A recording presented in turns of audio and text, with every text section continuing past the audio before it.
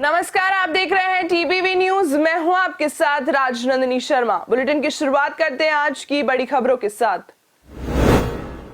आज सिंध में भारत विकास परिषद शाखा ने सामुदायिक स्वास्थ्य केंद्र में फल वितरित किए।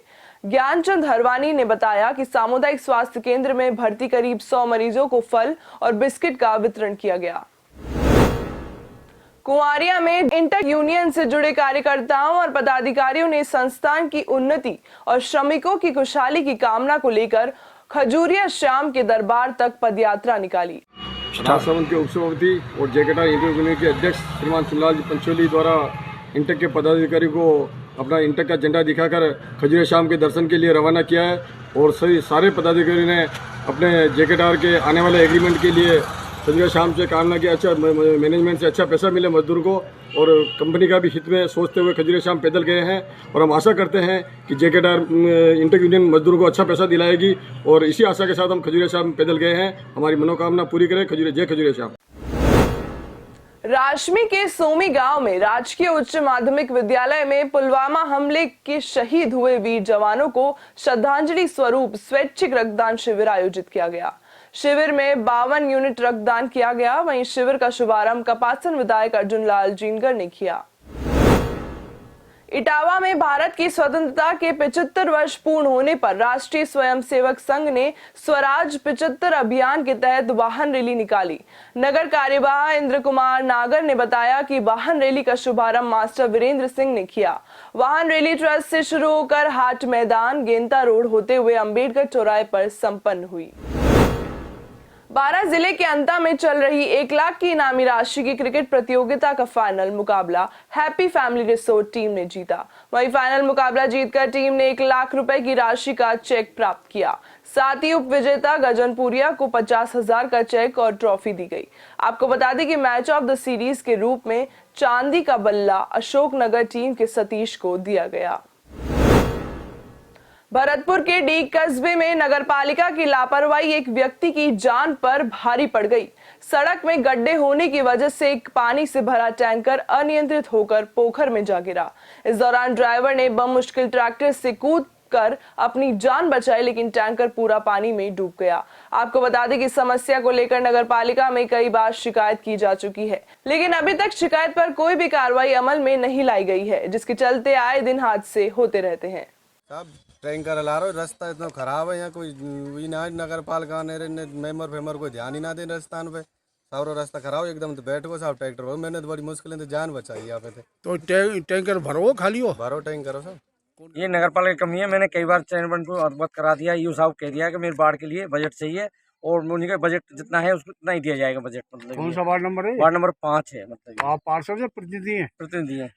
कौन है पार्षद? मेरी वाइफ है सुशीला शर्मा। अच्छा, तो क्या कहते हैं नगर पालिका वाले? नगर पालिका वाले कहते हैं बजट नहीं है, बजट आएगा जब बनेगी। मतलब ये डीग के गांव गदालपुर निवासी एमबीबीएस फाइनल ईयर के छात्र दिगंबर सिंह के यूक्रेन से वतन वापसी पर पूरे गांव में खुशी का माहौल है।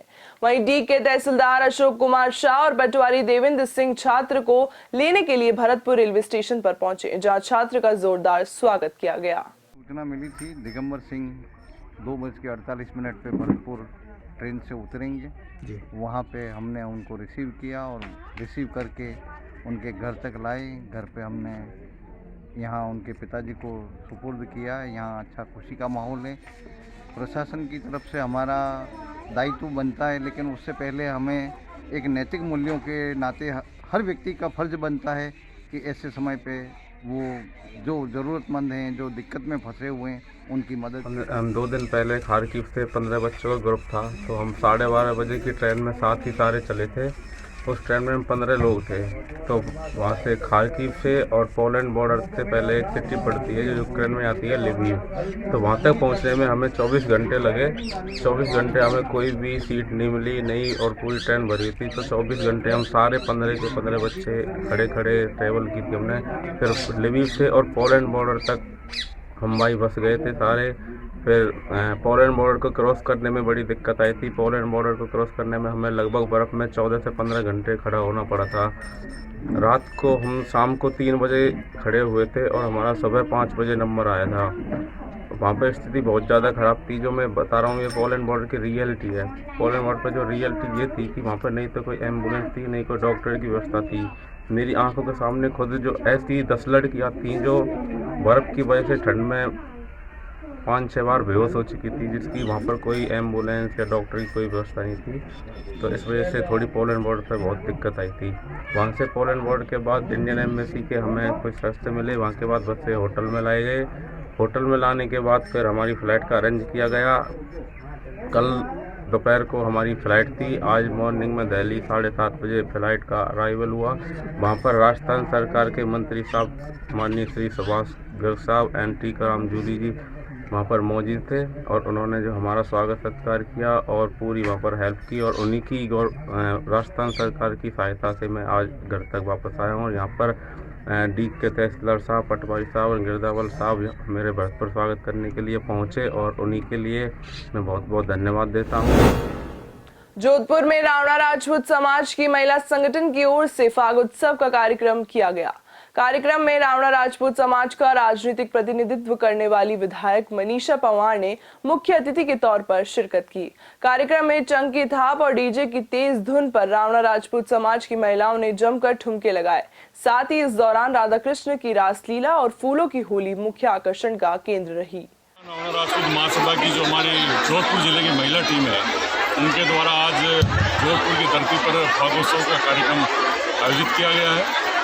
इसी कड़ी में आज हम यहाँ जो जोधपुर जिले में समाज की जागृति का आगाज़ करने जा रहे हैं और आगामी 13 जुलाई में पन्नेलाल सिंह जी रिसालदार साहब की पुण्यतिथि पर हम जोधपुर जिले में कम से कम 15 से 20 हज़ार लोगों की गैदरिंग करके जोधपुर जिले के समस्त जनप्रतिनिधियों का सम्मान करेंगे। सूर्यनगरी जोधपुर के अंदर राजस्थान में पहली बार महिलाओं का फाग उत्सव रावणा राजपूत समाज की महिलाओं द्वारा किया जा रहा है।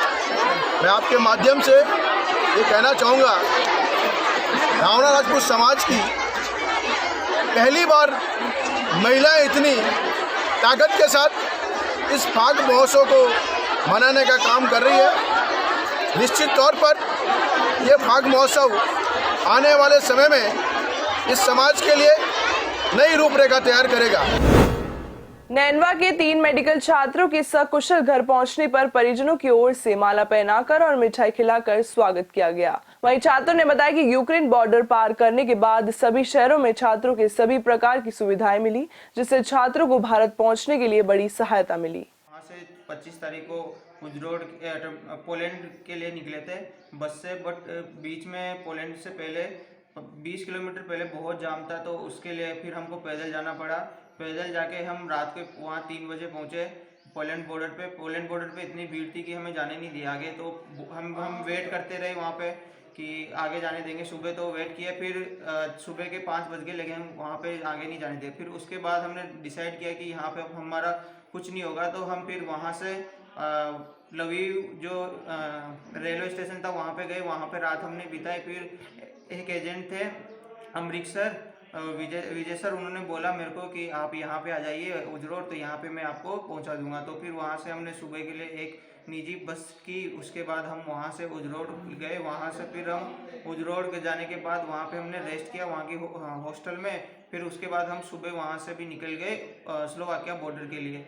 स्लोवाकिया के लिए जाने के लिए मतलब ज़्यादा वहाँ पे भी 3 किलोमीटर हम पैदल गए, क्योंकि वहाँ पे भी बहुत ट्रैफिक था, बहुत जाम लगा हुआ था। फिर स्लोवाकिया बॉर्डर पे पहुँचे, वहाँ पे काफ़ी अच्छी व्यवस्था थी, हमको अच्छा फ्री में खाना दिया, कोई दिक्कत नहीं आई।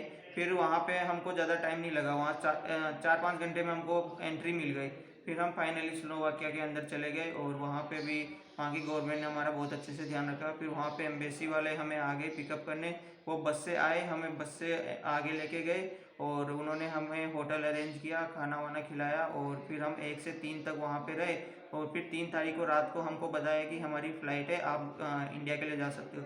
तो हम वहाँ से फिर रात से निकले और स्लोवाकिया कोशिक एयरपोर्ट के लिए आए। कोशिक एयरपोर्ट से हमारी फ़्लाइट थी, तो कोशिक एयरपोर्ट से फिर हम वहाँ पे सुबह के 4 तारीख को सुबह 7 बजे हमारी फ़्लाइट थी। तो वहाँ से हम रवाना हुए और दिल्ली एयरपोर्ट पे 4 तारीख को रात को 8 बजे हम यहाँ पहुँचे। वहाँ से राजस्थान गवर्नमेंट ने अच्छा प्रबंध किया हुआ था, उनका बहुत धन्यवाद। उन्होंने उनकी पर्सनल निजी टैक्सी से हमें घर तक छोड़ा है। दौसा में महिला अधिकारिता विभाग की ओर से महिला दिवस के उपलक्ष्य में अनेकों कार्यक्रम आयोजित किए जा रहे हैं। इसी संदर्भ में महिला और बालिकाओं को जागरूक करने के लिए गोल्ड सिनेमा में पैडमैन मूवी दिखाई गई, जिसका उद्देश्य महिलाओं और बालिकाओं में महामारी के दौरान फैली भ्रांतियों को दूर करना है। आपको बता दें कि महिला दिवस के अवसर पर जिला प्रशासन के सहयोग से कार्यक्रम किया गया ताकि ग्रामीण महिलाओं को मूवीज के जरिए जागरूक किया जा सके। बताया गया है कि उनके हेल्थ के संबंधित बातें बताई गई है कि उन्हें किस तरह से अपनी हेल्थ का ध्यान रखना है। तो अभी इस देखने के बाद में मूवी देखने के बाद कि आप महिलाओं को जागरूक करेंगे तो उनको किस तरह से मोटिवेट करेंगे पाएंगे।